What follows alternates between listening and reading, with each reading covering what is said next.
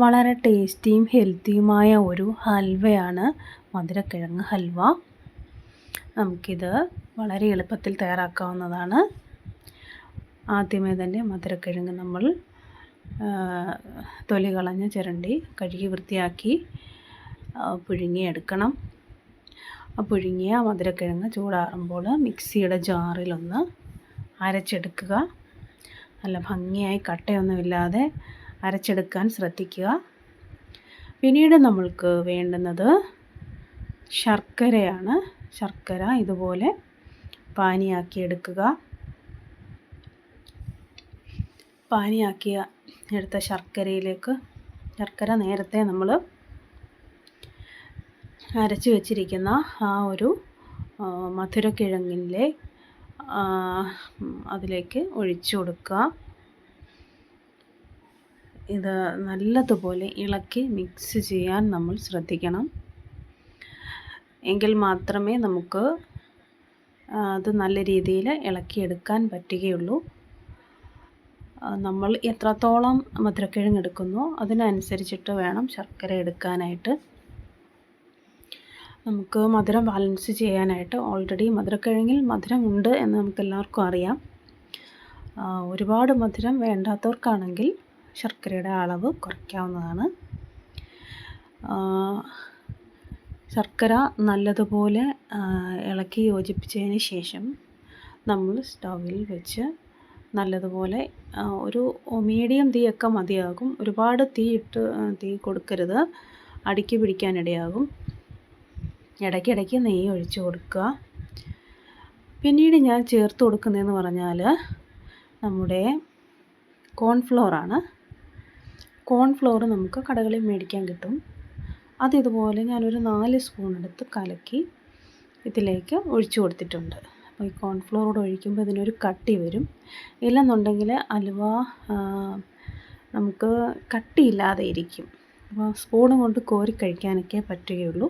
അതുകൊണ്ടാണ് ഞാനിങ്ങനെ കോൺഫ്ലോർ ചേർത്തത്. അതാകുമ്പോൾ ഒരു ചെറിയ കട്ടിയൊക്കെ കിട്ടും.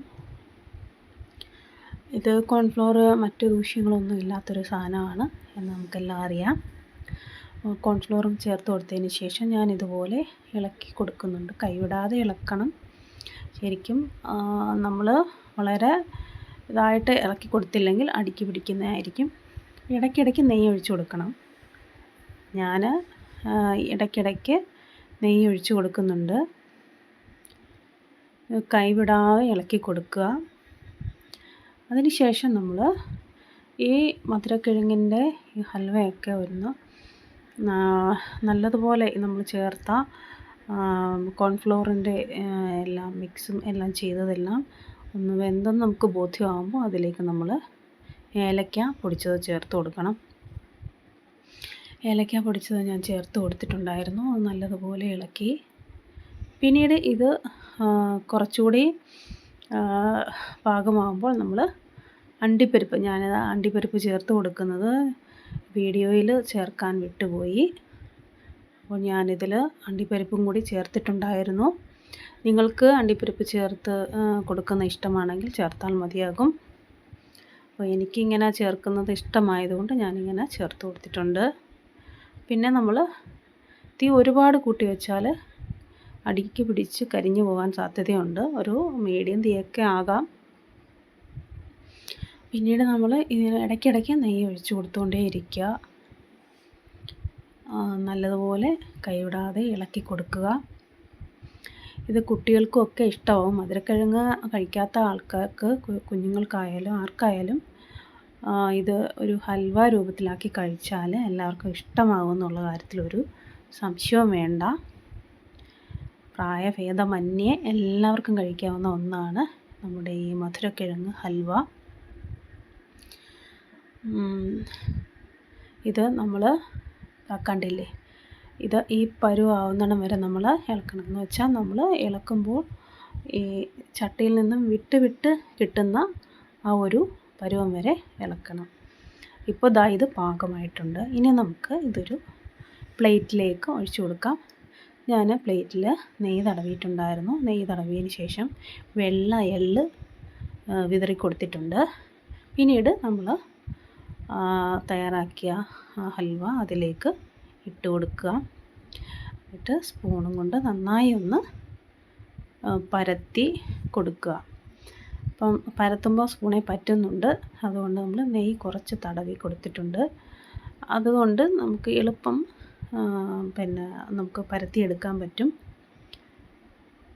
ഇത് വളരെ നല്ല ടേസ്റ്റിയായ ഒരു ഹലുവയാണ്. നിങ്ങളെല്ലാവരും ട്രൈ ചെയ്ത് നോക്കണം. എന്നെ ഫീഡ്ബാക്ക് അറിയിക്കണം. വീഡിയോ ഇഷ്ടമായെങ്കിൽ ലൈക്ക് ചെയ്യണം, ഷെയർ ചെയ്യണം, എൻ്റെ ചാനൽ സബ്സ്ക്രൈബ് ചെയ്യണം. വീഡിയോയ്ക്ക് കമൻ്റ് ഇടാൻ മറക്കരുത്. കണ്ടോ, ഹൽവ ദാ ഈ പരുവം വരെ നമ്മളിങ്ങനെ സ്പൂൺ വെച്ച് നമ്മൾ നല്ലപോലെ പരത്തിയെടുത്തിട്ടുണ്ട്. ഇത് നമ്മൾ ചൂടോടെ മുറിച്ചെടുക്കാൻ പറ്റില്ല. ഏകദേശം ഒരു 1-2 മണിക്കൂറെങ്കിലും നമ്മളിത് ചൂടാറാൻ വെക്കണം. അതിന് ശേഷം മാത്രമേ മുറിച്ചെടുക്കാവൂ. എങ്കിൽ മാത്രമേ നമുക്ക് ഹൽവ ഇതായിട്ട് കിട്ടുകയുള്ളൂ. ഞാനിത് ഏകദേശം ഒരു 2 മണിക്കൂറായിട്ടുണ്ടായിരുന്നു.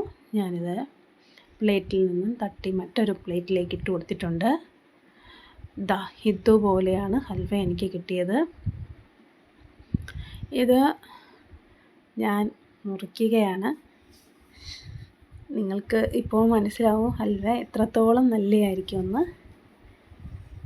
ഇപ്പോൾ ഇതാ കണ്ടില്ലേ, കഷ്ണം നല്ല ഭംഗിയായി കിട്ടുന്നുണ്ട്, മുറിഞ്ഞൊന്നും പോകുന്നില്ല. നല്ല ടേസ്റ്റിയാണ്, ഹെൽത്തിയാണ്. തീർച്ചയായും എല്ലാവരും തയ്യാറാക്കി നോക്കണം. Thanks for watching.